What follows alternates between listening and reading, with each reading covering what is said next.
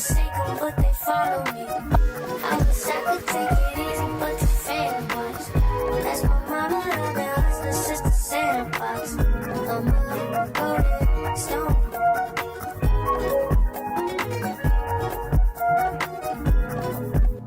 I'm sorry in advance if I let you down.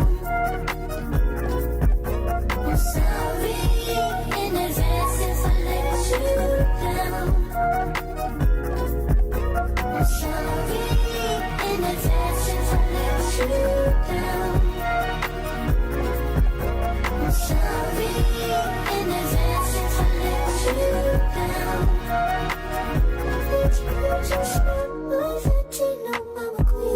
Damn, back the fuck up. I got all this pimp shit up in my dreams. Ooh, blame that on my mother. I can't go nowhere less than me. My lover's on trouble.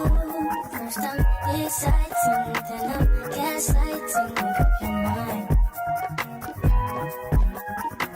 I'm rich as fuck and I ain't nothing at the same time.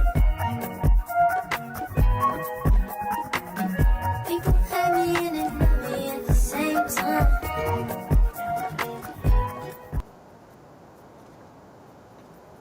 Hey, y'all. Come on in the room. Come on in the room. How is everybody doing today?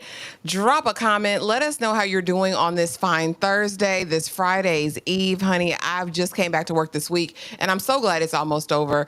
If you guys are new here, though, my name's Ashley. This is My Sweet Perspective, where I give my take on all things TV and movie related, and y'all know we're here to put you on, and I'm not here alone. Y'all see her. Y'all love her. Tyra over at Struggle Reviewz TV. How are you today? And are you ready to get into these sirens? Girl, I'm awesome. Feeling like a siren. It's always a good day when I get to be here with you guys. I'm absolutely ready. It's a whole lot to talk about. A lot. And let's just say hello really quickly to the people in the chat, because I see a super chat already, and we love that. What's good, Ashley? What's good, DeMarcus? And DeMarcus coming through immediately with the $2 super chat. He said this is his offering for tonight. Congrats on the renewal of season 8 of The Chi. DeMarcus, I'm not well pleased with the renewal of season 8 of The Chi. I think this should have been its last season. The Chi has run its course, and I don't know what other stories they should tell at this point. But I think it's record breaking, right? It is. And for Showtime, it's in the top 2 longest running series that they've had. I think that this season opened up, it had like 2 million viewers, which is like huge, especially for Showtime. So, I mean, no, I'm not taking anything away from them, y'all. But if they do what I think they're going to do this season, this will be my last season watching. Because don't do that. Don't do that. Don't do that. Yes, Critical. Good to see you. 8 seasons might be a record for recent Black shows. I think you're right. I think you're right. Let's see. Okay. What's up, Jewel So Real? What's up, live crew? What's up? What's up? Anakin, not Vader. Hey, everyone. Be sure to like the live. Please leave a likey like, you know. Hey, sis. What's going on, Tremaine? Hey, Tony T. Hello, everyone. Hit the like button for this awesome panel. You know it. I walked into this show with low expectations, but came out loving it and wanting more. Anakin. We'll get into it, but I'm just saying, I enjoyed myself over here with these sirens. Hey, Breeze, what's good? What's good? DeMarcus says, Siren seems like a new version of Mean Girls. DeMarcus probably didn't watch. He probably just watched your little intro there. Okay. Super sticker. DeMarcus, thank you so much for the $1.49 banana peel. Okay. Thank you. Never seen that one. Hey, TP. Hey, TP. What's good? What's good? Hey, my baby. What's going on, Miriam? Hey, Darfalina. Ashley Bakari is out of here. And if they do, listen, I don't want to talk about my review will be dropping tonight. I will finally get it edited and up because I did do a review for the first 2 episodes. So that'll be up. What's up with these purple crowns? I don't know why everyone is popping up on my screen with the crown. Do you know, Tyra? Girl, that's because they support us the most. They show up the Oh, most. They, are active in the live the most on our end. So if they have a purple crown, I have Bree. Bree number one. Number one. Number one. Bree's number one. Anakin's number two. And third currently is TP. These are the community leaders. oh, girl, teach me something. As much as I be on the YouTube, I didn't know about this new technology. But yeah, I had, it, they, I was like, what who, the hell is this? I said this shows who's down from day one, I guess, and who be here in these streets. All right, I'll take it. But you guys, without further ado, we are going to hop right in to the show because Tyra was like, Ashley, did you watch Sirens? No, Tyra. Well, I'm halfway through it and I think you should watch it. I think it might be up your alley. And Tyra, I mean, I can't say she ain't steered me wrong yet with shows, but she's normally pretty on point because she gets me. You know what I mean? She knows the vibes. She knows where I'm at. And this definitely suited my fancy. I didn't know what to think, but I was very pleasantly surprised. Tyra, as we start every live, overall thoughts. What did you think of Sirens as a series? Look at the ocean in the background. It's cute. Um, this was interesting because you watch the trailer and you think, oh, okay, I know exactly what this is. And then you watch the show and it's full and it's like, oh, this is something totally different with a hint of what I maybe thought it was. I thought all of our leads here, our three lead actresses, I thought they did a great job. Like, first of all, Kevin Bacon is just going to be Kevin Bacon. And it worked. Okay. It works. He looks really good. But aside from that, I thought our three leads did an excellent job. I'm not sure. I'm not sure of her name, but the youngest lead here, the youngest sister, this was my first time being introduced to her. I thought she did really good. I Um, thought she did great because I was doing breathe. I was like, baby, get up. We just gonna inhale, exhale together and bring ourselves out of it. But she was performing really well. Um, what I thought would be, because I'm always looking for a little horror, thriller, mystery situation. And I was like, oh, I know what this is. This is a cult. This is Stepford Wives on a midsummer night with the Burning Man in the village. I was like, oh, okay, this is one of those. And it's not. It's not at all. And I like how they kind of played with that because a lot of the times things can be really predictable and you do know exactly what you're in for and what you're watching. This was not one of them things. I'm not it was mad at it. not one of them.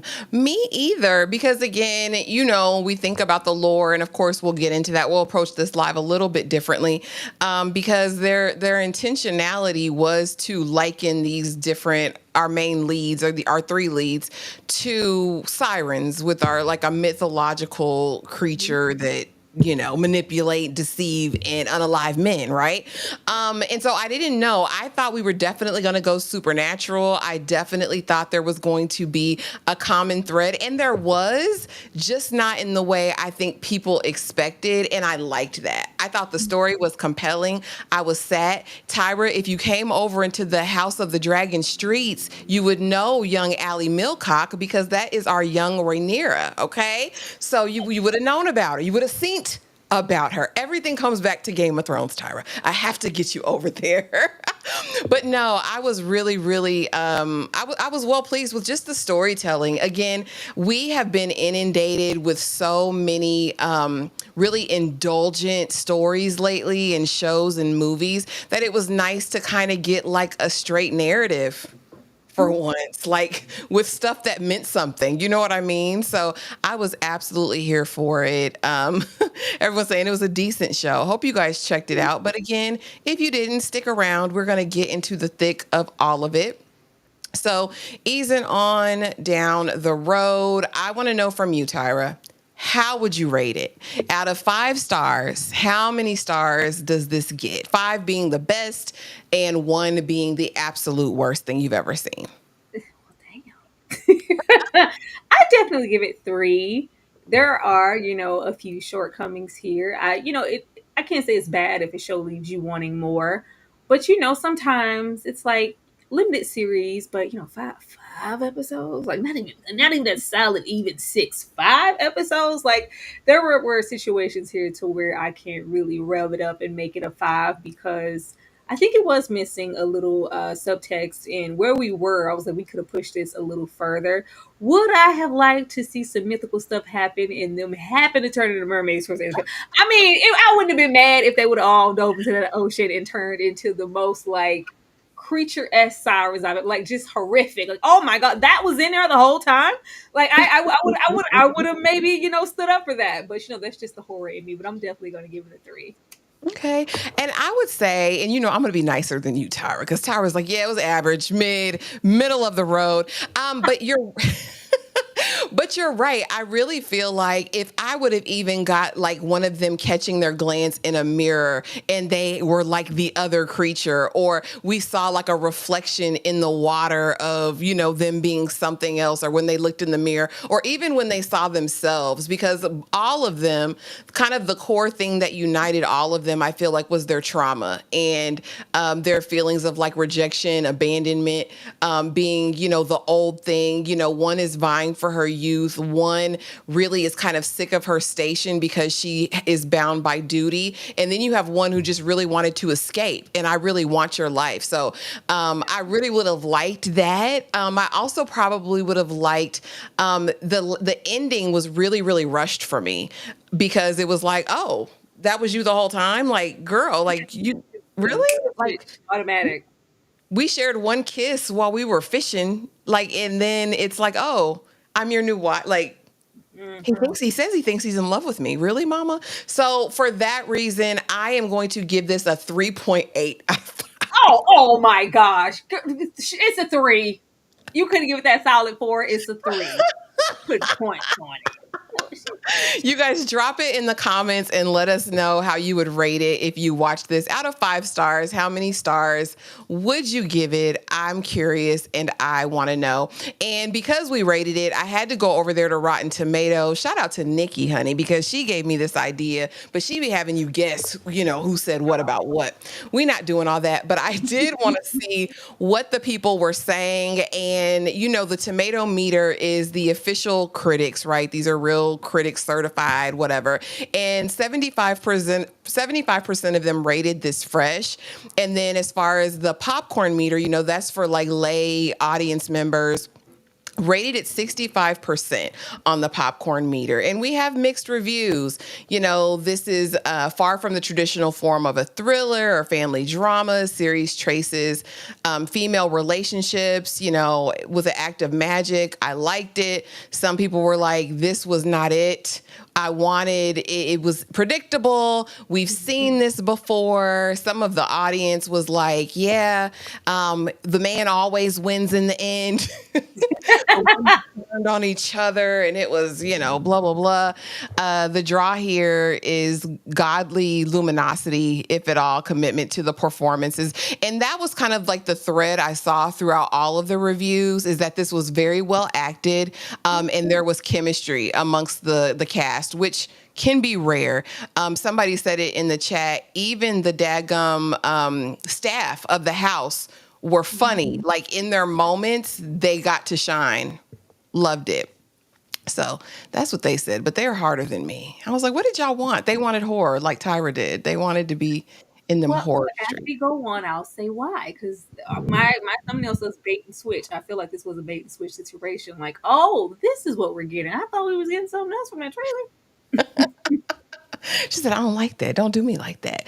But you know what I'm saying? Everyone talks about trailers nowadays giving away the entire show, and you really have nothing to look forward to because it's spoiled immediately. So that might have been a little bit refreshing. But again, this is a 5-part Netflix limited series blending dark fantasy, psychological horror, and contemporary drama. This is what the people say. And this is actually, as far as genre, they said that this is a dark comedy. And I didn't find a lot funny about it. So I was really, and I think that some of the studios do this so that it can be in different categories come like award season. What do you think about that? Did you view this as a comedy? At moments, but not enough for this to be a dark comedy. Like, I felt like a lot of the subject matter was very serious. It had comedic undertones, definitely, especially when we first get there and it's all peppy and it's like, what the hell? Where's everybody in these pastels? And it's a little whimsical, but aside from the color palette, the subject matter is pretty heavy. But I could see how somebody could watch it and maybe put it over there. Girl, because wasn't funny. I was like, what was funny? In the car when the mama tried to unalive her, what was funny? When she was not taking her Clonopin and crying in the middle of the floor in the fetal position, what was funny? Like, Them the, giving her, she said, "Here, take my gum." oh, That was God. funny. Child, that was nasty. I was sitting there like, what are we doing? And they showed that in the trailer. I was like, oh God, they're eating each other's gum. And this is set on a mysterious and secluded island estate. I say, think jump in the broom, honey. This was, this was they land. We have an enigmatic billionaire, Michaela Kell, played by the Julianne Moore. The story centers on Simone DeWitt, played by Millie Alcock. Did she even become a full attorney? But she's drawn into Michaela. She's Michaela's personal assistant who's at her beck and call. And while it alludes to kind of a nefarious like nature of Michaela, like being very specific about what she wants, I liked how they played it low key because it wasn't overt, right? Everything came out of the mouth of Simone. So it's like, did she really say that? Like, I liked how there was like an air of mystery about who Michaela was. And as the story progressed, we find out that she's much more nuanced than maybe we thought in the beginning. Because initially I was like, oh, Michaela's like our big bad. Like, she's the enemy. And it turned out not quite. Did they subvert your expectations with Michaela?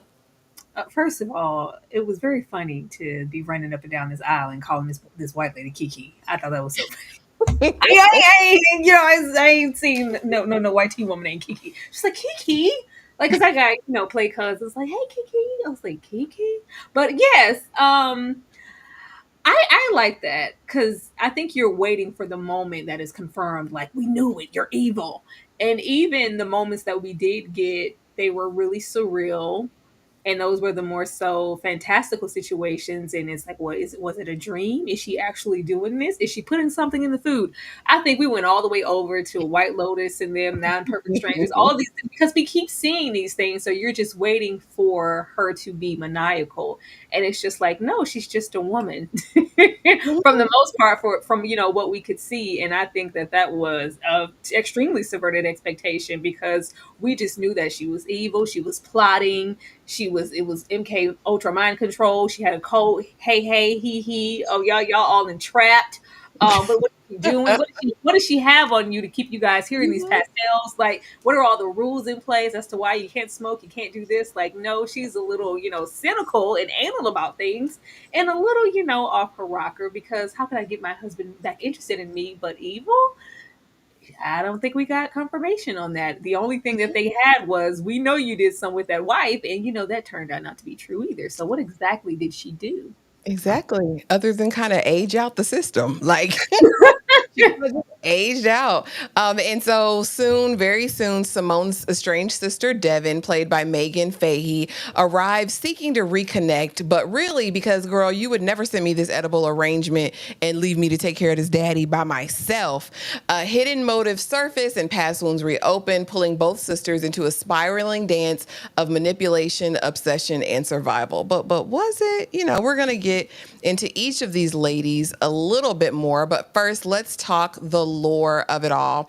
Historical lore of sirens. In Greek mythology, sirens are creatures depicted as either a bird, women, or mermaids, known for their enchanting songs that lure sailors to their deaths. They symbolize irresistible temptation, seduction, and fatal consequences. Sirens typically inhabit isolated islands, representing both allure and danger. So as we kind of go through it, we will kind of touch on things from mythology that kind of fit with the episode titles because they were very intentional with every aspect of this show.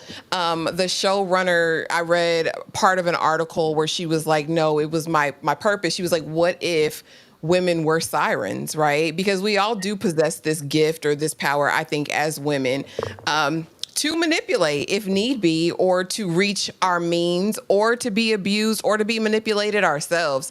And so I kind of like the idea of that. I was actually really, really shocked that some sirens before were depicted in bird form. I'd only ever referenced sirens in terms of birds, like, period. And so the other part of the history of it is that the goddess Demeter created sirens to protect Persephone. We know Persephone is a goddess who spends half of her time in the underworld with Hades because he kidnapped her. Well, that was the fault of the sirens. The sirens messed up their job, so Demeter took their wings and threw them into the ocean. That's kind of like the Greek of it all as far as that goes. But let's go on and That's a let's good show right there.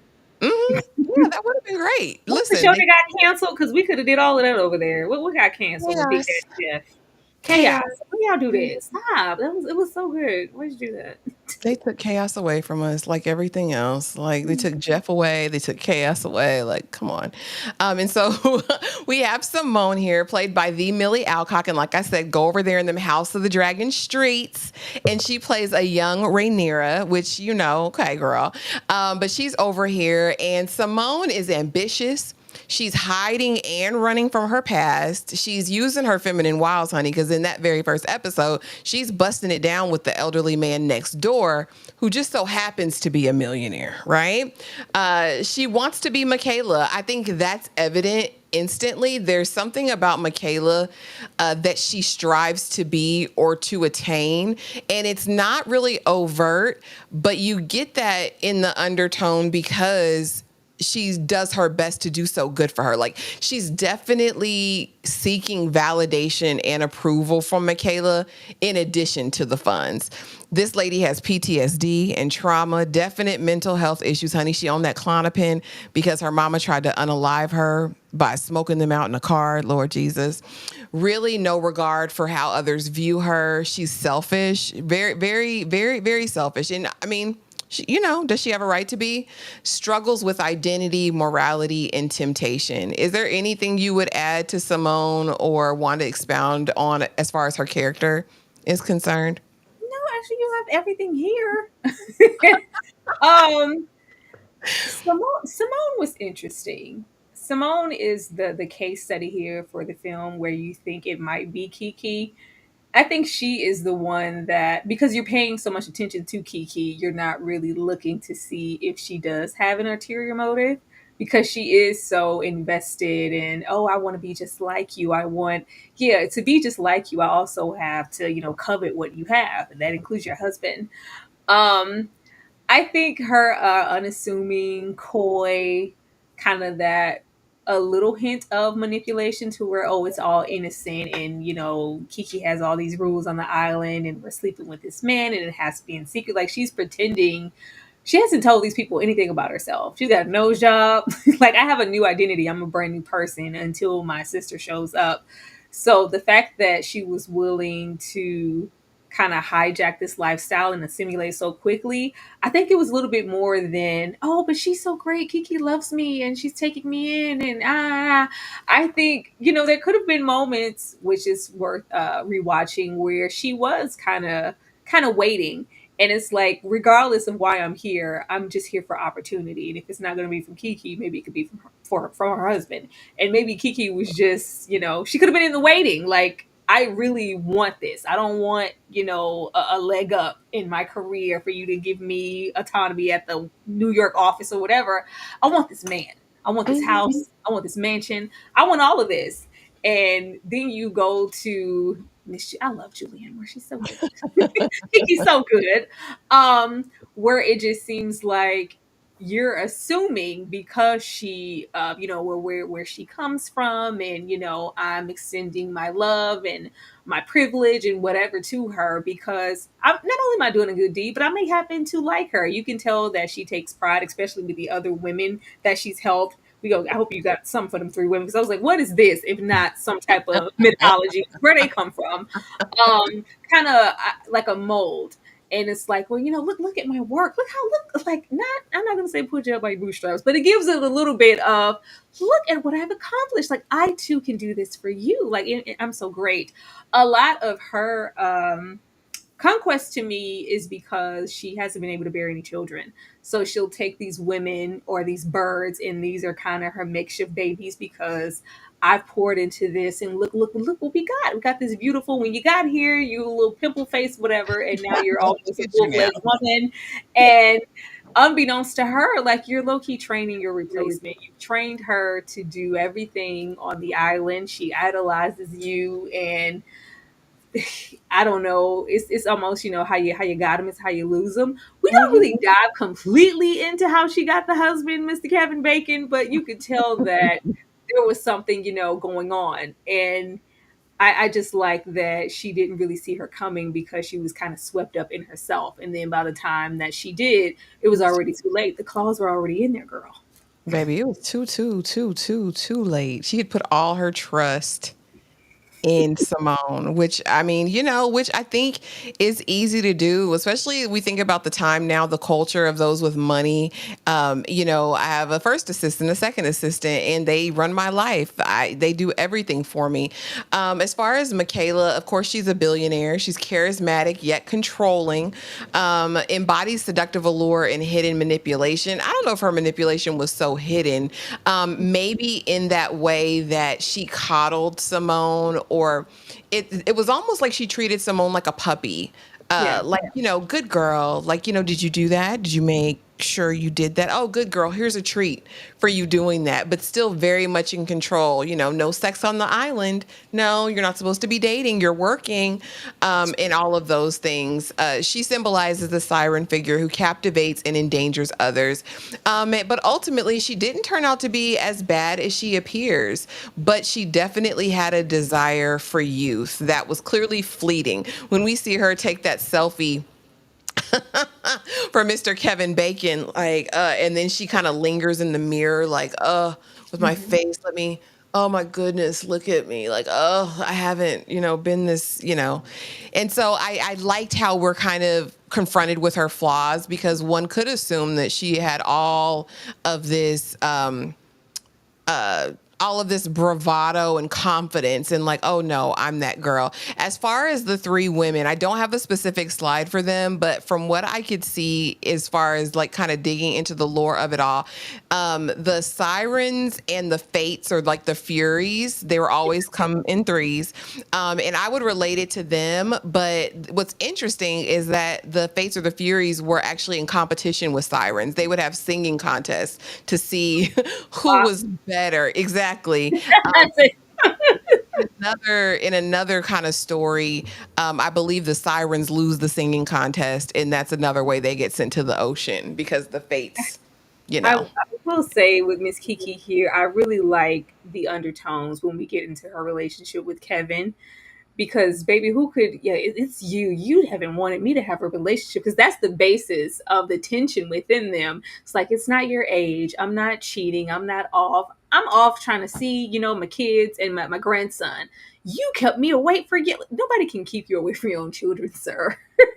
No, nobody can. You allow, like, she's kind of taking the brunt of the blame for this. Meanwhile, they have this contract, this prenup, to where, she really gets nothing in the end. But you can tell that she kind of let her career and who she may have been outside of him subside, and this has become her life, and it's just consumed her. But was that a smart choice? We don't know, because you got discarded real quick. Real quick. I mean, it was longer than the first marriage, they said, right? I think it was 13 years. But also, I guess that kind of also speaks to her character, because what kind of woman wants to alienate you from your children? Even in her attempt, you're right.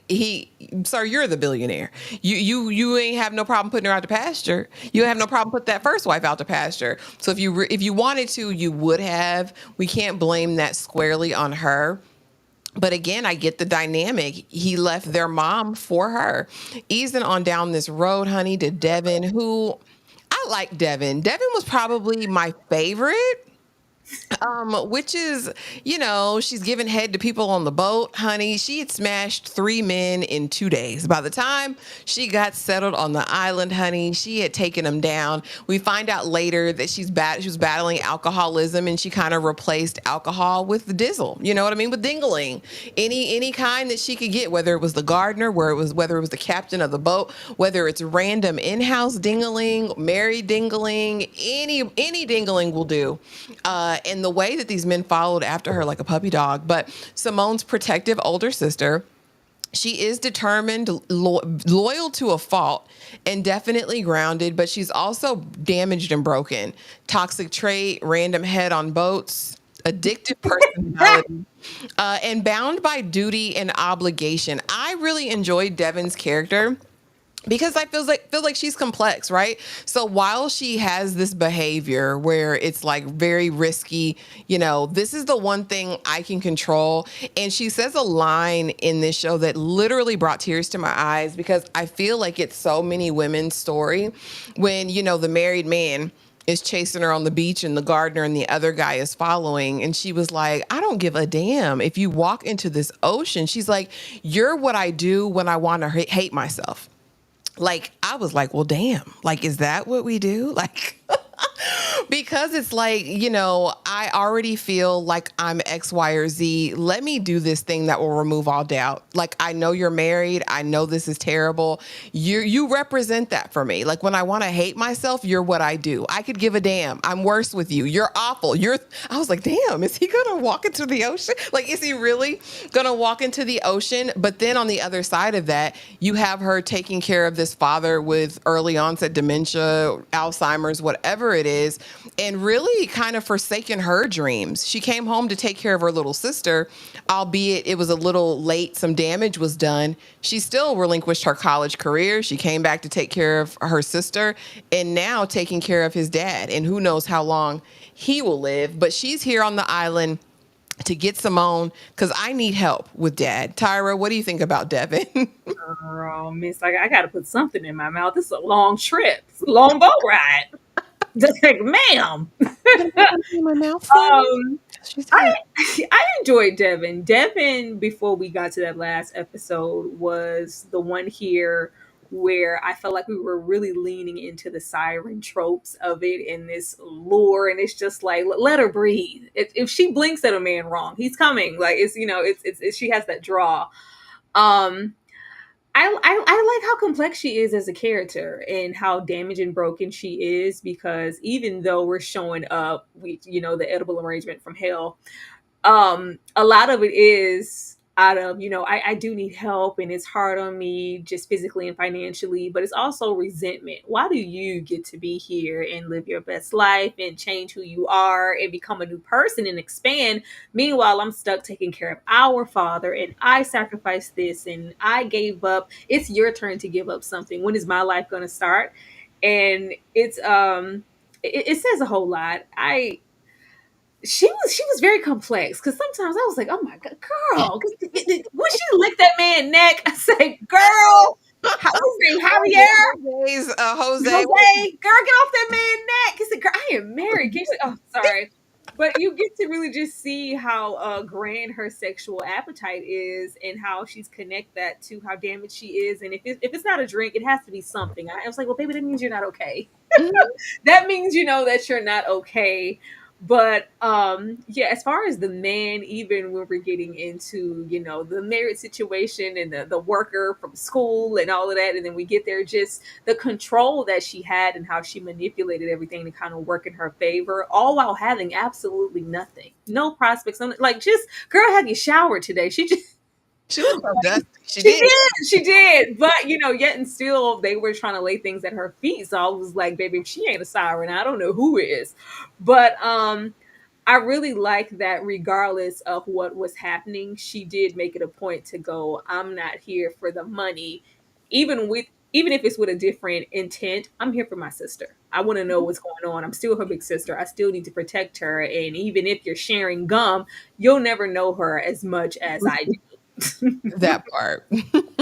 Hey, A, good to see you. Wants to know, but are men really lining up with a woman they know had 3 eggplants in their mouth over the past 3 days. Baby, let Devon tell it. Yes, them jokers were lined up. Looking how she looking right now. Before she got her makeover, they still wanted that thing. They wanted that thing. That's a dangerous thing to me. Because, girl, where's it been at? I liked it. I thought it was giving white privilege. Hell yeah, they lining up. What are we talking about? If it was whatever, it would have a different notation. We having three penises before we could even get off the boat and go to shore. But on Devon, it's like, I don't care. I just want to look like there was a need. They wanted to coddle her. They wanted to rescue her. They wanted to have sex with her. They just wanted to be all things to her, if you allow me to. I was like, oh, I mean, we've seen that. That's accurate, eh? We see it. We see it often. So as we get into the actual series, episode 1 is entitled Exile. The tie-in is historically sirens were banished to remote islands, isolated, alluring, yet dangerous, which made them so excited when the men folk came through, because they say, oh, we know we finna get some. You know what I mean? In this first episode, Simone has exiled herself from her career, her old life, to become an assistant and to carry on an affair with a wealthy elderly man that lives next door. Michaela embodies the siren who draws Simone into the world of deceptive tranquility, offering escape and establishing control. Devon is on her way with this edible arrangement because she needs help with Dad. And once she actually gets there and sees how much her sister's changed, baby, it's not about Dad anymore. Dad can wait. Let me call this man to go sit up with Daddy. Because are you secure? And immediately real recognizes real, because I see you, Kiki. Like, I see you, Michaela, and I'm not leaving my sister alone with you. What did you think about the first episode, Tyra, and the tie-ins as far as them being on this remote island? You got to take a plane, train, a ferry to get there. She said it took me 15 hours to get to you. I like that. I did like the aspect of it being so secluded in a way of it kind of felt like entrapment, especially when you're getting into how Kiki operates is very self-contained. And if I don't want you in this space, you don't need to be. I expect things to run a certain way. And if you're coming up here dressed like the help, you got to go away. That first episode was really, really interesting because it's like, girl, don't embarrass me. I gotta work here. You don't really know all of the backstory. You just see this innocent, sister do well. I'm just trying to operate in my new life, and I would come visit Dad, but I don't have time. Did you get the edible arrangement though? He has dementia. What, girl? Who? I don't care. I'll deal with you when I get to you. And you're like, girl, help your sister. Like, why would you don't know, the backstory of Simone. So you're just really like, how can you just abandon or act like you don't know your sister? What has been done to you? Getting more into the more so thriller, fantasy, horrific aspects, because first of all, as soon as you get on an island and you're wearing pastels, you're gonna get into some Stepford Wives. It's gonna be some don't worry, darling. What are you hooked up to, and how can I unplug you to get you off of this island, sister? What is this, a cult? Are you indoctrinated? What spells have been cast? So you're like, yes, girl, rescue your sister. You're her only hope. She's been brainwashed. You're just expecting Michaela to be this evil thing that has her under her thumb. And we're going to go through the motions while the sister unfolds what's really going on. And we're going to go down some dark corridors. And always knew you had bodies buried here. Like, it was just, it was just going to be, dark. And it's just not. It's just really something else. But first meeting her, he's like, okay, first of all, like, it's very like, don't make me show out. I'll burn all these down, girl. I don't care. I'll come. Like, there's no boundaries with her, which is scary. Whether it's, the opposite sex, whether it's her life, whether it's her sister, I don't care by any means necessary. Very siren. I'm going to get what I want. And I came here for you. And I'm not leaving until you give me an explanation of why you can't go with me. And even when you do, you're coming home with me because I need help with Dad. So I thought the theme of it all was great. And then also having her stick out like a sore thumb. Because why all the goddamn pastels? Like, where are you going? Is this a cult? I think that's the first thing. You just the cult of Lily Pulitzer. I was like, if I see another Lily Pulitzer dress over here, you just got them on standby. You just have a closet, a trunk full of them horrible fashions. They love them though, girl. They love them down here. Chill. Really? In real life, yes. You're not a real true Southern belle unless you've got a couple Lily Pulitzer in the closet. I was like, get this pastel floral mess out of here. Now, also in this first episode, of course, it's the reception. So it's not just her journey getting to the island. But then when she gets there, what did you think about the first meeting she actually has with Simone and kind of this dry, passive aggressive, like, I'll just tell Michaela and Michaela will handle it. Like, what do you want to do? What do you want to do, Simone? I was like, girl, what did you do? As a big sister, girl, what did you do? That was when I was like, by the time we got to the money situation, I was like, oh, okay. It's not just, I'm just trying to forget where I came from and start a new life and be someone that I'm not because I know my sister and this isn't you. Something happened. We don't know what it is, but it had to be something pretty serious for you to kind of, look this way and I'm going to offer you this 10K and yeah, we never have to see you again. I Mhm. need you off the island by in like the morning. Okay. I don't want you. She's like, yeah, like make that happen because I don't want her here either. I was like, oh girl, she really brainwashed. You're gonna have to do double duty to get her out of that mansion because she's stuck. I didn't know, but I was like, either she's severely brainwashed and they have her hooked up to something, or Basement. something occurred that we don't really know about. And I think that's a theme through all the episodes until I don't even know if we like really figure stuff out, but it's always kind of a double meaning to everything, which is great. Absolutely. Shout out to Rod. Thank you so much for the $5 super chat. She said, "Oh, dad is sick? Eat these vitamins." I was like, oh, that's the pricey edible arrangement. Girl, that was a $300 edible arrangement. While you playing, girl, you better eat that fruit. Like, Oh, goodness gracious. oil, eat that. We don't want to waste that. It's good fruit. Good fruit, chocolate covered dip, strawberries, pineapples, everything was in that bag. So as we're going on to episode 2 entitled Talons, tie-in is sirens were originally depicted as bird women with sharp talons, symbolizing hidden danger beneath their enchanting beauty. And in this, it wasn't only literal, but also metaphorical. Michaela is obsessed with these birds in her aviary and also has a grip on Simone. And unbeknownst to Devon, has a grip on Devon as well by the time it's all over, because Devon becomes almost obsessed with Michaela and what's going on with her. And again, she's observing, finally thinks Michaela is an unaliver when she has to go to the Pinta in the drunk tank. And is sitting well, what they say. They say she's the first wife has never been seen or heard from again. Simone's affair with the neighbor, and she's not on her meds. So a lot happens in episode 2. Again, Michaela has rules. There's no sexting on the island. You're working, but also you would never be smashing my husband's best friend.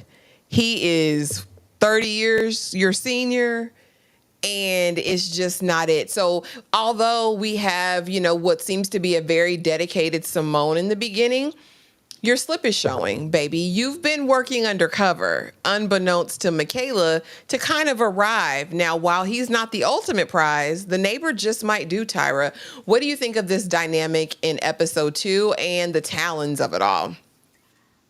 I like that. I don't think she ever really had any. I think when she did draw the talons, it was because she thought she was being a mother and protecting her baby bird. The way I was like, girl, not Simone. Simone is not what you thought she was. And like she said, you don't know my sister. And I was like, oh, we never knew her either. But the way that she is kind of in protection, even feeding her, like, how you mouth feed the bird, like, here's my gum, like the same, like it was very literal in that way. Even the room that she had her in, I'm like, this is a how much mansion, and you picked the floral pink princess, pretty little girl room. This is a grown ass woman. Mm-hmm. But in my mind, this is my little protege, my little girl. I've invested so much in her. I got her just where I want her. What you won't do is show up here as a little dreadful sister and unravel that. Let me get her out of here. The whole situation with her obsession with the birds on the island, and it's just all really metaphorical to me of her children. Like, I think that's been her heavy burden as to why she may feel like there may be some discontent in her marriage outside of her getting older. I haven't been able to bear any children. let me try to, invest and put my stock in something, because this is something that I can mother. And we just have Simone come along and be that in full form. I like that, because when that damn bird flew and into her window, I said, "Oh, okay, it's supernatural. Something's happening. I don't know what's happening, like, but it's sick. Like, oh, well, what is going on?" Her and the emotions, the sleeping in the bed with her, and her kind of also Cuddles. her, like, going back to the puppy situation. Like, you're all things to me, especially with my husband being absentee. You're my emotional support animal. You're just everything. And it kind of, I think, shatters her when she realizes that she may not be everything that she thought she was. Even when we're getting into, where, there's no sex, I feel like maybe she maybe had other proteges, or maybe it could have been something and it wasn't. But with this one, what you won't do is sleep with this one and discard her like you've done many of the girls on the island. I don't want you sleeping with this. I think it was motherly. I don't think it was so much of no sex for anybody, even though that's how it's coming off. They have the double meaning here, and it's like she wants to control every aspect on this island, all the way down to who gets to have a cigarette and who doesn't. I think it was kind of mother bird, like, no, I'm going to protect you, even though you don't think I am. And I think we get that mostly solidified with his character when he kind of unfolds later on, and he shows kind of his teeth, and it's like, was he so great? Like, maybe she was just trying to protect you. Meanwhile, she's thinking, I'm leaving here with something. I want a billionaire too. I want some of the things you have. She's coveting everything. But I really enjoyed Kiki's character, because I was really waiting for her to be a murderer, like, the whole time. Me too. I was waiting to see her push somebody off, and I like how they played with it, because for a moment you couldn't tell me she didn't kill that man. I was like, the Yeah. last time we saw him, he went off with you, and we ain't seen him since. When she said I handled it, I I, handled it. I handled it. Girl. I handled what? What exactly did you do? But that situation, along with kind of the things that are like left up in the air when we're getting into kind of like the dreamlike sequences, and when she's pouring into you and telling you things about yourself. I'm like, what? Do y'all see this? Like, what is she like, what is this real? Like, what's happening? Was the weed medicinal? I don't know. It's just so many questions coming up. I don't know. So many questions. And again, this is when kind of the veil starts lifting. And I agree with you, because later, Michaela's husband, Kevin Bacon, honey, is going to tell her, you loved her. You dressed her up like a doll. Like, you doted on her, and you made her your own creation, like, in every way. And this is what you want to do. But this is the episode, it kind of becomes like, can I trust you? Like, because I think at this point she's already kind of lied. Like, you never told me you had a sister, like, or what was going on? Is this the only thing you're hiding from me, Simone? Yeah, that's it. And then Jose comes in with the cameras and is like, she's been disabling these cameras every night. Like, what's good? Oh gosh, she's And I guess I was trying to think of, like, why wouldn't she be taking her meds? I guess for me that would probably be her admitting something to herself about her mental state. And it's like, I'm in the best place of my life. I don't need those anymore, when low key you probably did. Because I'm like, girl, why are you not taking your meds? Girl, she definitely did, honey, because when she got found out, it was a wrap. So now Peter is home. That's Kevin Bacon. And he done brought back damn Michaela a gift allegedly from Japan, and she said, this is satin and not matte. This is not from the original place. This is a forgery. I need you to follow my husband. I know what you did. We can put all that behind us. The neighbor's really broke. Like, he's not going to be able to provide anything that you need. And the tie-in is, of course, for this episode, Monster, is that Sirens represented monstrous temptations, beautiful exteriors, hiding sinister truths. Who's the real monster? Is it Michaela, Simone, Peter? Simone is exposed and has a crash out, and now has to spy on Peter for Michaela. Devon is smashing her third islander and watching her little sister unravel. Like, who was the monster, or were they all monsters, Tyra?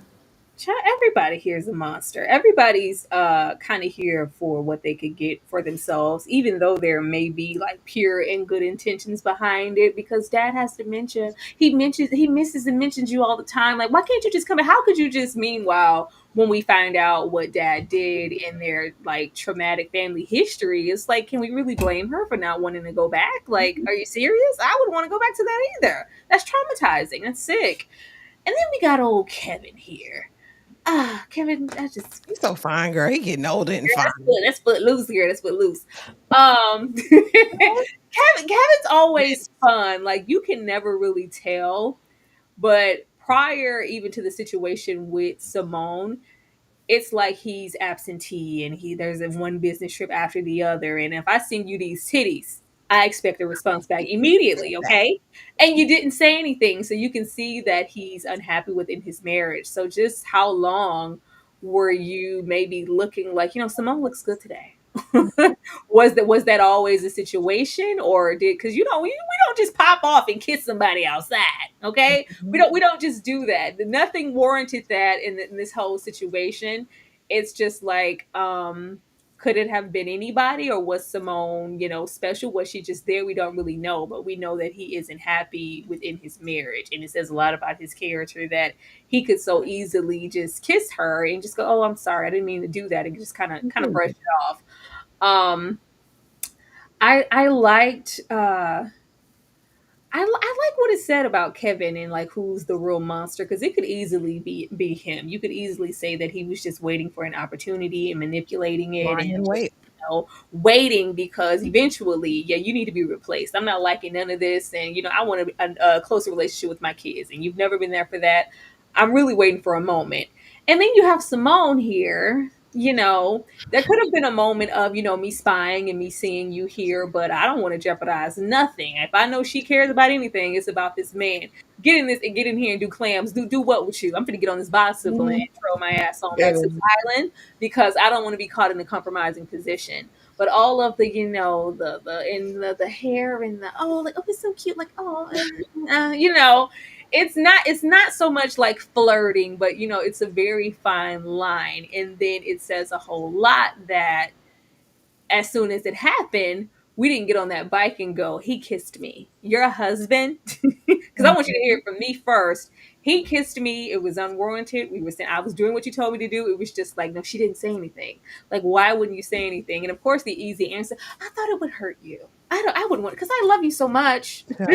I love you so much, but that could have easily been like, got him, him, I don't know. And then of course you have big sister Devon running around, and of course it's all, I love my sister, I'm going to protect her, especially that moment that she has that breakdown and she's literally collapsing on the floor. If I wasn't here to lift you up, who knows what would have happened, because she's just like distraught at the aspect that all of this could go away at any moment, like, oh. And there's that, but at the same time, she's dealing with her own like self-deprecation, and she gonna make sure she make time to get, come on in here, Gardner. I need a little fix. I need something.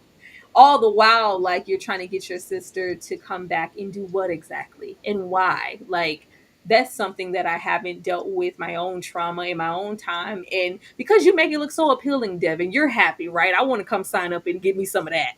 I don't want to come back to that. That's something for you to do with, in your own self-worth, as to why you feel like it's your duty and your job to stay here and only care for dad, and in your older age work on down at the Waffle Hut or whatever the hell she falafel burger or something. Like, no, you have to, of course, Yeah. have more ambition and things for yourself. But the fact that you didn't reach those, and you're having a little resentment that you did support and push me to it, and you don't think I'm, as thankful as I should be. Maybe I'm not, but you're also upset that I have options, and maybe you feel like you don't, or you miss some opportunities. And then when you have little Miss Kiki's just Kiki's, kind of that typical tortured housewife, where you did think like there was some nefarious things or some undertones. Of course, she's protective and the motherly thing with Simone, but at the end of the day, she's just a woman trying to pique the interest of her husband again. And it's just kind of foiling.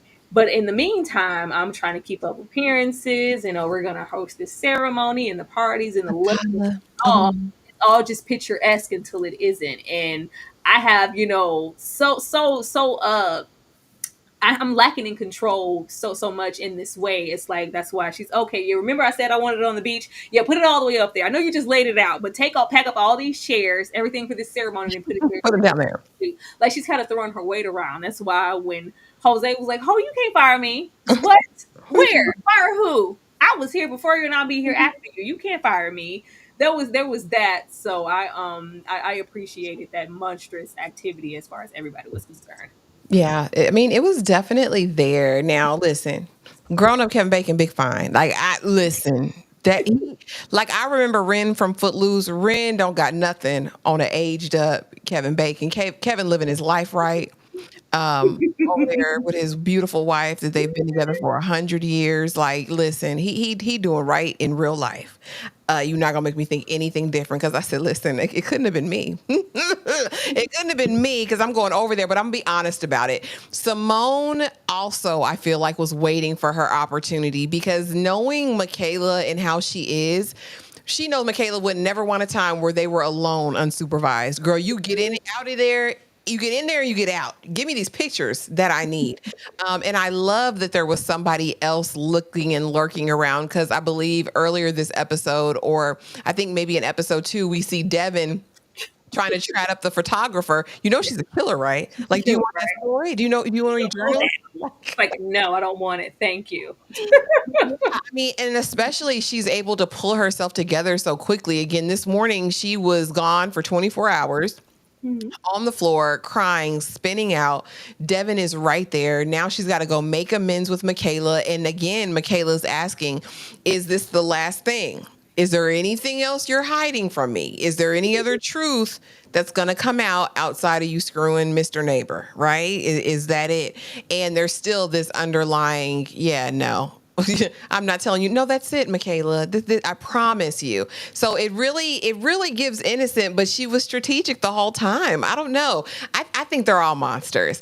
Darfalina, thank you so much for the $10 super chat. Kevin Bacon was the monster. He preyed on Simone and cost her a job. Then he told Kiki that he wanted another baby. And suddenly his middle-aged wife was out. He took responsibility for nothing. Yeah, why would he?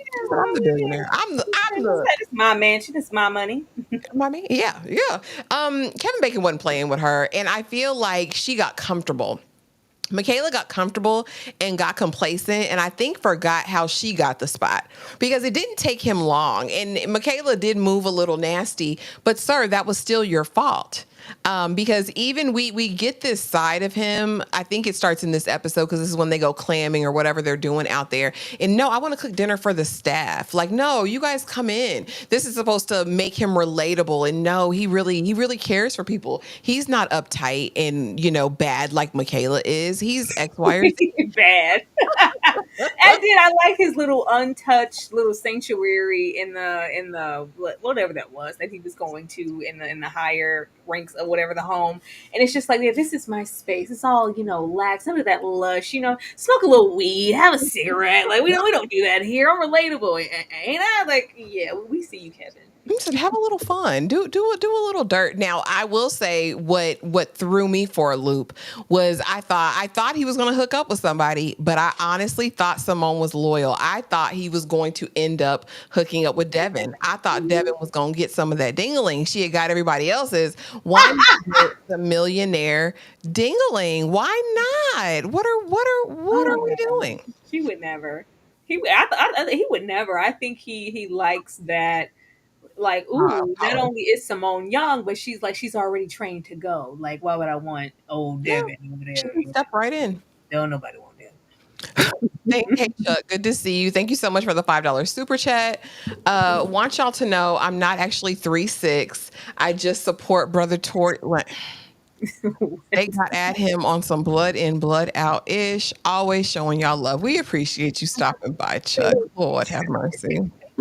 Huh? Oh Lord. Okay. Don't start nothing in the comments, Chuck. save it for the other live. For the collective news, Collective which will news. be on its way. Episode 4, easing on down the road, is entitled Persephone. And of course, the tie in is Persephone was abducted to the underworld. But also, the Sirens were responsible for keeping Persephone safe, and they failed at their job. And so their wings were clipped and they were thrown into the ocean. But it can also represent captivity and dual existence, both in the underworld and in the real world. The missing Bruce is now back with Simone's daddy and the owner of the falafel shop, Devon's little side piece, who's married.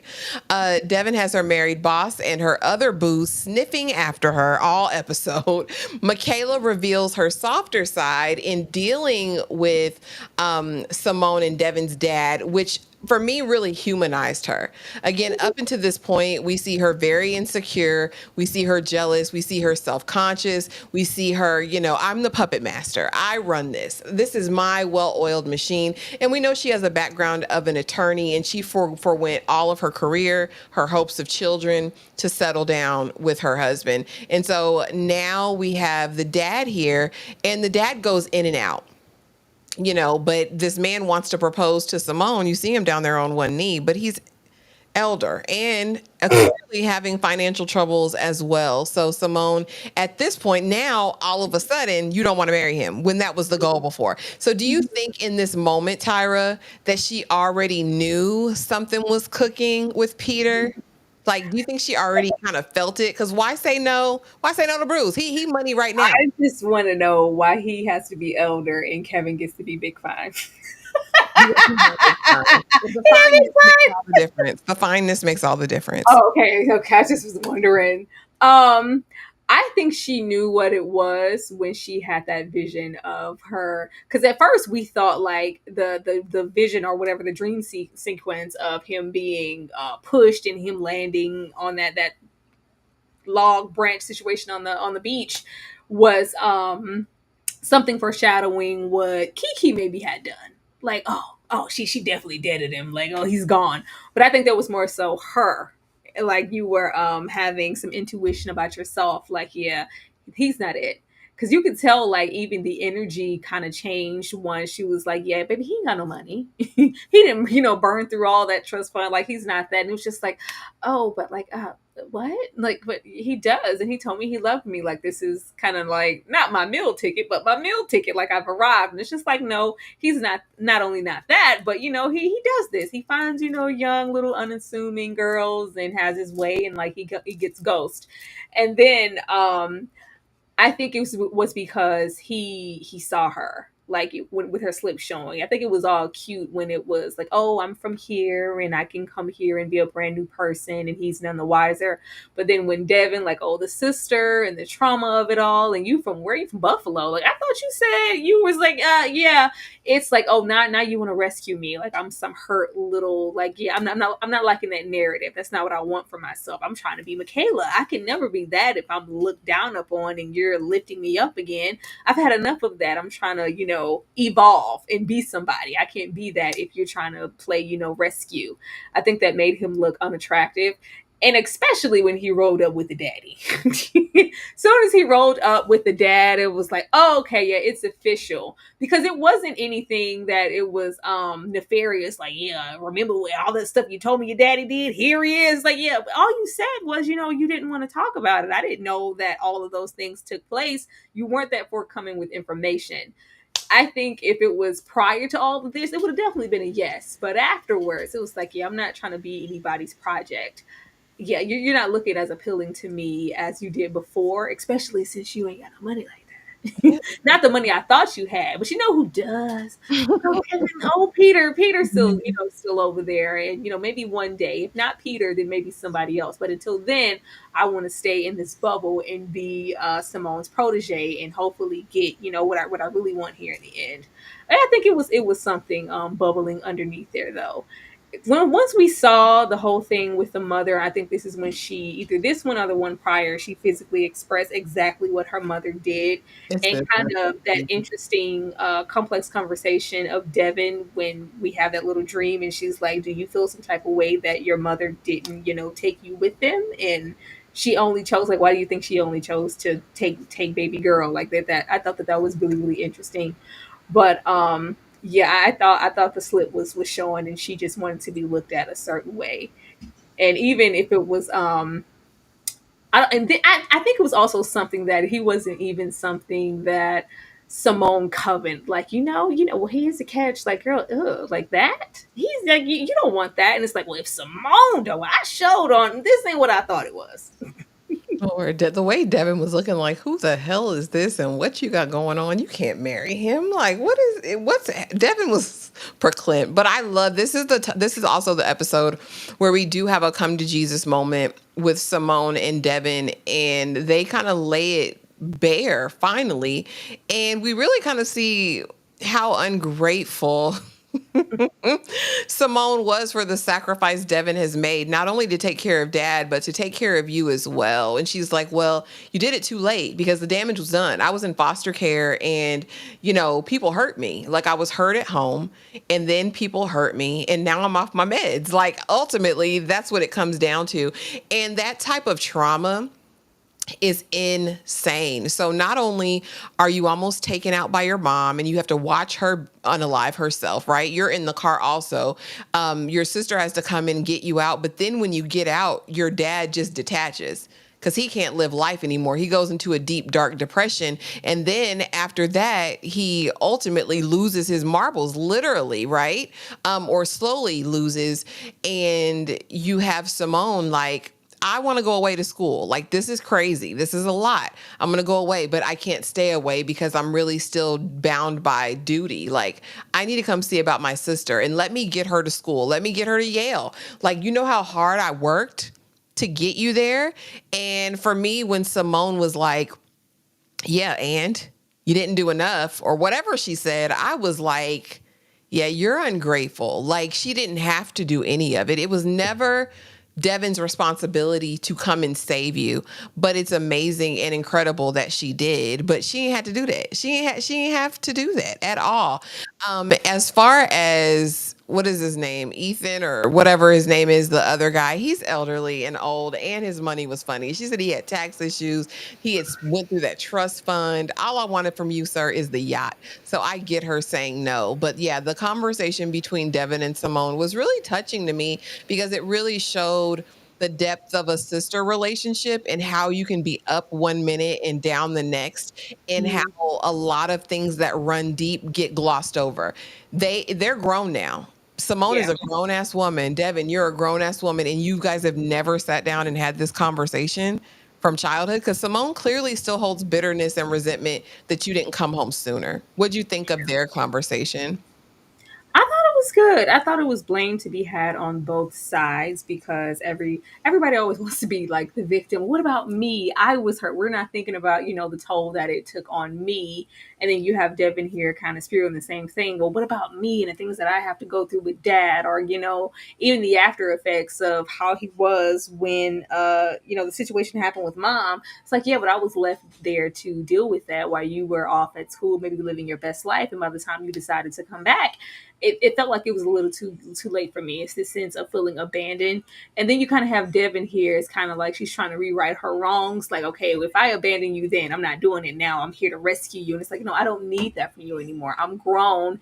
Even in the way that she said, like, you were looking for validation for me to be damaged. You came here wanting me to be like at my Mhm. lowest. And I'm not. Like, I've dealt with those things. I've gone to therapy. I'm like, but you still ain't. Say, but did she? Did Did you? But that's what she said. But like, I'm okay. But are you? But just kind of relinquishing, like, I don't need that from you. I think it hurt Devin in that moment to just feel like, what purpose do I have now? Because it seems like she's been finding her validation in, if I know two things, my dad and probably my sister, they're always going to need me. And I think she? that's why she was kind of intimidated, of course, by Kiki. Like, I'm the big sister. Like, no, I don't need that per se from you.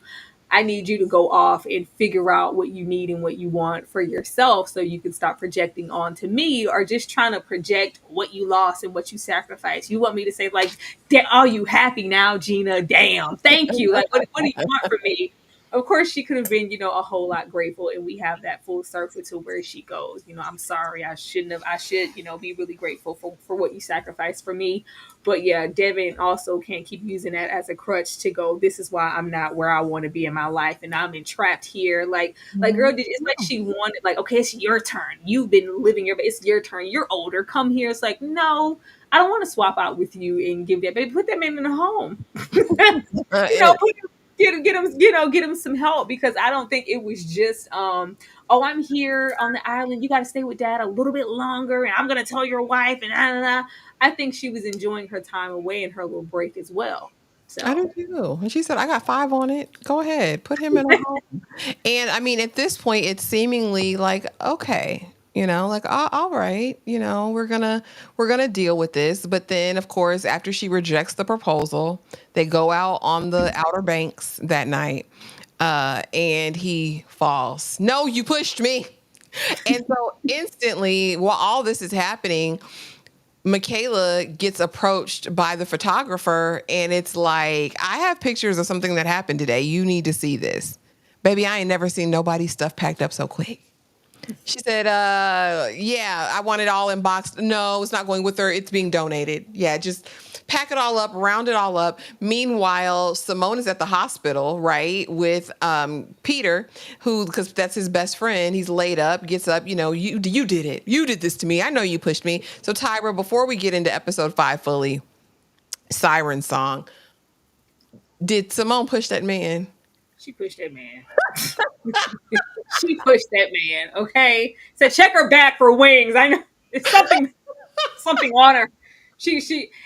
I mean, you know what, metaphorically, like, maybe, in a metaphoric way, she pushed him. Like, I mean, if she didn't, like, of course, everything is up in the air and open, and it's very ambiguous. But like, if she did, like, why y'all ain't show it to us? Like, why do we cut away? Like, I think the possibility that we can't judge based off of her character and who we've met, like, maybe she did, maybe she didn't. We just really don't know.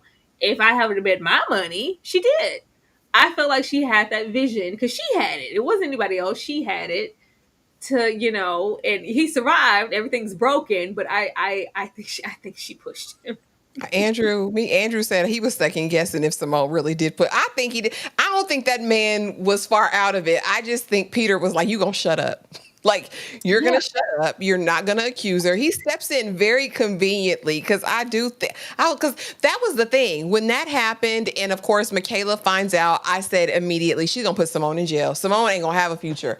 I thought it was gonna be worse than firing. I said Simone is going to go to jail for attempted unaliving because she threw that man off the embankment. But I should have understood YT privilege. I should have instantly got like, Ashley, that's not gonna happen.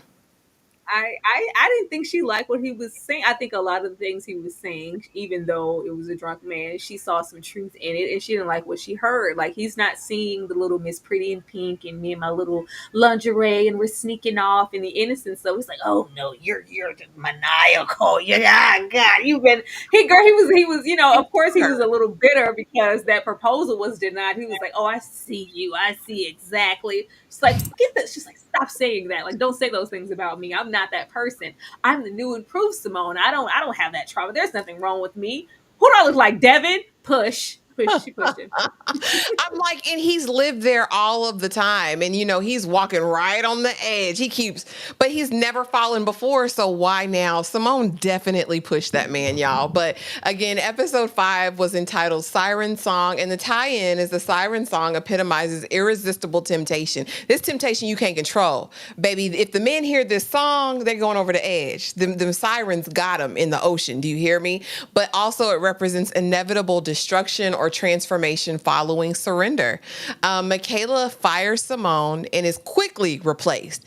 Baby, when I tell you, she said, no, you're not coming to the gala, go home. Jose had them packed up in the car service, ready to go. She finds all her stuff packed up and she's like, I've got something to say. I've got something to say. And so, of course, she makes her way to Peter, and she lets him know, she's been, researching and doing all this stuff. I'm not going out by myself. Looks in the safe, sees, that she's trying to get proof of him cheating, whatever. And we actually finally see a real conversation between Peter and Michaela, where she's like, I knew you weren't cheating. I knew you were there to see your kids. I mean, I knew the bow didn't match, but then I did my own digging and I found out. So, Tyra, what do you think? Why did Michaela continue the farce? Like, why continue it if you already had your answers? Well, it seemed like once she hired the photographer, it wasn't just to, get the pictures. It was, I think she realized, like, kind of, I feel like my time is up. I don't want to walk away from here with nothing. I've Mhm. already kind of relinquished what career I did have to be Mrs. Peter, whatever. And unless there's, some type of clause here in this contract and I need those things, I think she didn't want to say anything because I'll always have that in my back pocket just in case you try to scoop me to the side for the next woman. Yeah, well, I have proof that you were cheating and that would, align me with some funds. I think that was getting into him, Peter's, oh, you were trying to manipulate me. You were going to have that in the tuck to hold over my head. Yeah, I needed some leverage to protect myself because I feel like my time is coming. I feel like with Simone, whatever little respect or Kiki and go, we're family and sisters, and you're like I think that dropped as soon as she was fired. And Mhm. not just fired. I think the aspects, which brings me back to Kiki and kind of her relinquishing this career, I think she really enjoyed the thought of, oh, I could be a businesswoman. I could have my own autonomy, my own career, and go off and be in charge, of course, at the hands of Kiki giving me this opportunity. But maybe I don't have to rely on a man or wait or look for an opportunity or sleep with whoever. Maybe this could be my thing. And it felt like she was really proud of that at that moment. Like, I can even help you with dad. Like, I can send money. Like, I'm gonna do something. And then the moment she took that, I think her whole life flashed before her eyes. And she was like, "Oh Lord, you're trying to send me back to the ghetto? You trying to send me back to Buffalo, like with nothing? The I just, ghetto. all the time I've invested. So at this moment, it's me or you." And I think she also was hurt, just like Michaela was hurt. Like, oh well, I asked you, was there anything going on? Why wouldn't you just tell me? And then I have to hear it from another person. I don't owe you a conversation. I don't owe you a breakdown. Your stuff is just packed and you can leave now. Because as far as I'm concerned, now you're a threat. You're a threat to me, my marriage, everything. How could I trust you? But it was Agreed. like, what did I? And then you have Simone, like, well, hell, what else in all did I ever mean to you if you could so easily discard me without even giving me the opportunity to say, well, this is exactly what's that, or just even my character, like all of that is up in the question now because it's the picture's here. And then for the most part the picture was still modest, like it's not like she caught them like Mhm. it was still us clamming like I said, and he kissed or whatever. But at that moment she chose her husband over Simone, and it's just like, yeah, you have to go. I'm already kind of on my way out of here, that I can feel it, and I'm looking to cover myself, and here you are. Yeah, you're no better than all the other women. You got to get out of here. She was Yeah. like, okay, at this point it's either me or you. It's Yeah. me or you. And he did kiss me that one time in Quahog, so So let me run this last play. slam. And then like how he took it when it was like she's fired. He was, and she's like, you. I was like, right, you taking this a little personal, ain't you? That's what I said too. You taking it? You. She's the why help. You why you hired so the help. mad? We've had plenty of what I fired. Like I fired the hell. I I fired the fired maid. the help. The I maid. fired the help. Whitley's not the maid. Whitley's not the maid. And All then right. even like that tear at the dignity, you couldn't even just say she was fired for a particular reason, or we're not gonna say, oh, she was stealing. Like you have, like you gotta push me in the back on the way out, say I'm a thief too. And so she's like, okay, okay, ho, it's on. It's Yeah. on. You think you're being pushed out. It just felt like, I could have had your man if I wanted to. If I Mhm. want, it was very just hustling. I take your man again if I want to. That's I the take thing. your man. And it's just like it was just that simple. So the way that she gets in that car and it's just silent and she's like comatose. I don't got nothing to say about nothing. It's just like, you know what? I'm not going down without a fight. Not only am I not going down, but I really don't have to because I know he's interested or he wouldn't have kissed me. I'm going back home. This is my home. This is my home now, and it's always been my home, and it's going to be my home moving forward. Christina, Rod, thank you so much for the $5 super chat. What was Simone doing before? Because why the entire staff got geeked when she was fired? She was being a terror to them people. Mhm. She was so worse. I mean, we saw pieces of it, but girl, you don't need a a megaphone out there messing She with them was people. I training. think She she was was terrorizing them. baby Kiki, because they didn't like Kiki either.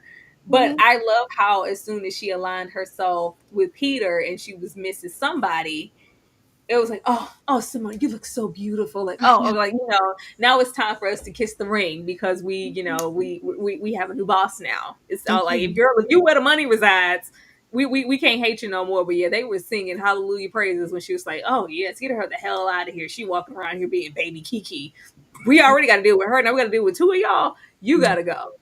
There was a lot to this last episode. I think even in the conversation between Peter and Michaela, when she's like, I can never have anything. Like, I can never have anything. Can I, Peter? And it was like, oh, so this is Peter, you didn't put your hand in the cookie jar before. So what made Simone that girl? But in this moment, she realizes all of her unspoken desires, right? Because they do a great job in the show of really giving her this innocent innocent coded like perspective the whole time. You're like, oh, she's just working, she's screwing the man next door, she ain't worried about this man, she really wants to do a good job for Kiki, when all the while, girl, these are the desires of your heart. And I want to know, a true siren, or were they all sirens? Because ultimately, Devon confronts her before she heads out and is like, you know what? I'm gonna go home and take care of Dad. I'm not doing the home thing. Well, no, I can pay now. Look at this. You can come back and visit. This is all mine. I'm ready to step into my place as Mrs. Key or whatever, and everything's gonna be great now. Oh, you want me to shut this open door? Like, the door is open before me. Well, what about Michaela? Well, what about her? That She lady fired. husband. Michaela's fired. Like, and it's like never a look at like, dang, well, she did put you on. Like, she got you situated. She literally taught you the game. And now you're going to take over her organization. You're taking over her house and her husband. So I want to know from you, was Simone the ultimate siren, or were they all three in their own way? I think all three in their own way, but Simone won. Maybe she won. That moment where she's supposed to be watching his every move, and she sees him kind of interacting with a child, and she looks at him like, oh, like when he actually, oh, I see you, like, and just a little chummy. I never thought you were cheating. For the record, I didn't think you were cheating. Like, I just knew, and oh, it's such a beautiful. He has your eyes, he has your face. Like, oh, girl, spread it on somebody else, cracker. Spread it on somebody. It was just that fine line of being coy and innocent, and you clearly don't take much for Peter, because Peter's like, oh, not Yeah. only is she young tender thing, she knows how to run the reserve and the birds and this and that, and she don't mind. Like, I don't have to deal with all that plex, all that history I feel like I have with Michaela. Yeah, she was the ultimate siren, but everybody was definitely more so, especially these sisters. Like, when she called her, when Devon's ass turned into a Navy SEAL and swam across, the girl, where did you get a wetsuit? What how like how that there? And when she says like, are you a mermaid? Definitely that moment where those guys are traveling and following her nonstop on that beach, and she's like, stop, like, leave me alone, and they immediately just leave her alone. It just Mhm. felt like whatever she uttered, they were going to do it, even down to them playing with us, like, you could go walk in that ocean and die and disappear, and And then we we get don't see him again. like, what, did he walk into the damn ocean? We really don't know. But yeah, I think Simone was just waiting. It was just like, if this happens to not work out with Michaela, just like you felt like you needed some insurance and some leverage, this whole time Peter has been mine, because I could have your man if I want to. I'll take your man right out the box. Ain't that what he said? Listen, but you guys, that was Sirens. That was the series, a limited series. Like I said, I thought there were some important things. I hope you guys liked the way we presented it tonight. Any final thoughts on Sirens before you let the people know what you got going on, Tyra? What I got going on? Um, I will say, looking at other discussions or whatever about it, a lot of people are saying like, I don't see the window. First of all, they didn't really like it as much, which is fine. But like, I don't see the window or the opportunity for there to be any more story to tell. I was like, I see some. Oh yeah. I see some. I wouldn't mind this continuing on, even though it was a limited series. But hey, Netflix, if it's just that successful, maybe they'll come back with something. But I would love to pick up with Simone and see what she's doing. Have Devon like visit her, and she's really like oh my gosh, like who are you for real this time? Or just to see where Devon is, like how she evolved. Because I wasn't expecting her to like, well, yeah, I'm gonna go take care of Dad. Like, girl, I thought you was gonna go on the boat with old Free. dude. I want to be on the road. Listen, I'm going I on just the want to go on road. the boat. But you already know some of the stuff that we have coming up. Chow. It's been a thick week. I think tomorrow we will be getting into She the People. She the People, y'all. If y'all have not watched all episodes, all 8 episodes of Tyler Perry She the People on Netflix, we will be discussing it tomorrow. And I think that's going to be very interesting because I don't think anybody has anything good to say. And that's always a fun live. Um, Saturday, I have to get that live up, but we will be having a collective news situation prior to the members only watch along. And of course, Sunday, we're having a binge of some gangster movies, and we would love for you guys to join us that day. Yeah, it's going to be fun. And I believe tomorrow night, immediately following or not long after She the People, we will be supporting Nikki over at King Nikki TV. I guess it is again. It's no longer a night. I think it's King Nikki. King Mm-hmm. Nikki. We will be over there because y'all know our girl is creating her short or directing, producing, writing her short film. So we want to support her with that and help her fundraise because, it's expensive and we want to do everything we can do to support her, to support Black women creatives in this space, because I know she's got a goal to get this pushed pretty soon. So we will be doing that tomorrow as well. So just be on the lookout, you guys. Please, if you're not already, make sure you're subscribed to both channels. Consider the membership. Join us over in the collective Discord. We have to, 220 people? Like, it's thick over there. Come over. Come join the collective family. But yeah, anything else before we go, Tyra? Y'all heard what she said. Get over there. Like, stop playing. Like, because a lot of y'all be missing out. Like, we do a lot of stuff with the members, but we also do a lot of open things. And if not for anything, even if you're not in any of the other rooms, just the chat when we're watching something is ridiculous. And you're missing out on fun and community if you're not over there. So get over there, please. Absolutely. And it's unfiltered over there. Yeah. So, there's that. But we appreciate you guys so much coming through. We know this isn't the regular content, but we wanted to talk about it, try something different, try something new. So thank you guys for being here, and we will see y'all in the next video.